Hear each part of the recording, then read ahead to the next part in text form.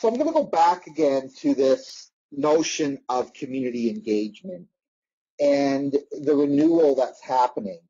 I'm finding that when we're out talking about community engagement, they're very interested in this notion of conversation.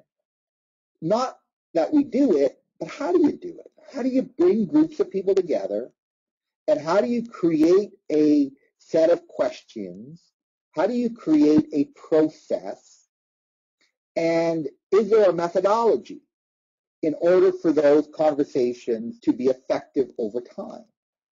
What I'm finding is that people are interested in that because when they just hold conversations, people don't seem to be engaged.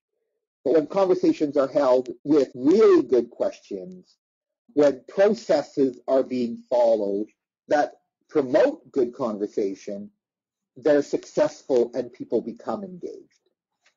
We also recently held a seminar, Lisa Adegali and myself, on community engagement, and Lisa was particularly focusing on most of the day.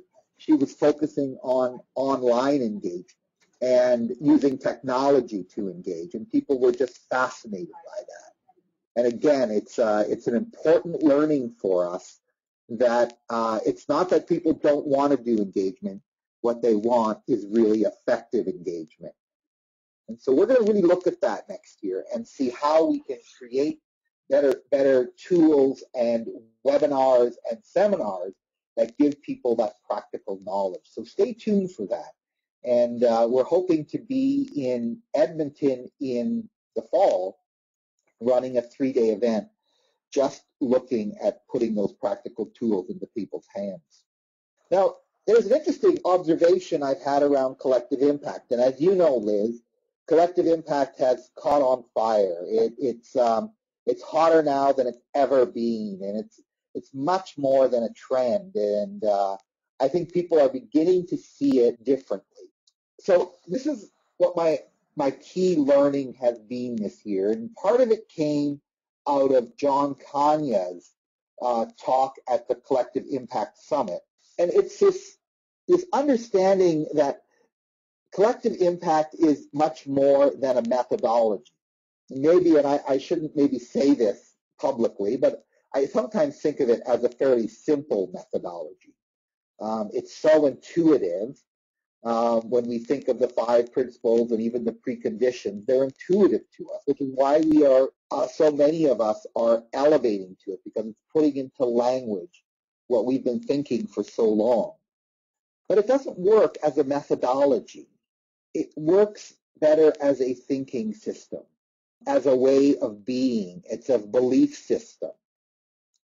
And so when you start to look at collective impact as a belief system, you see that common agenda is the bringing together of people and energy that those people represent and ideas that those people represent.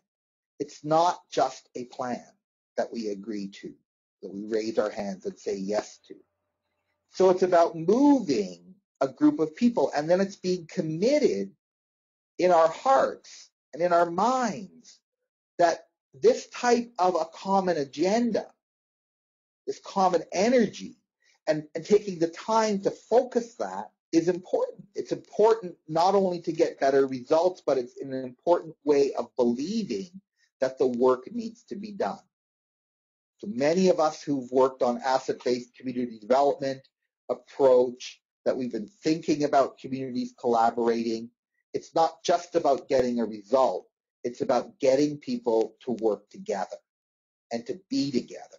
So it's a commitment to that, more than just a commitment to the methodologies that work.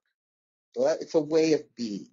It's an understanding that shared measurement is more than measuring things, right? It's not just about measuring things. It's about having good data in order for us to support things, because our minds, we make up our mind on things very quickly. And so, and particularly as groups, we need this shared data in order to make better decisions. And so it's a belief in that type of thing. And I could go through the 5 conditions, but I think there's this notion that we have our own work to do as leaders if we are going to be effective in this collective impact work.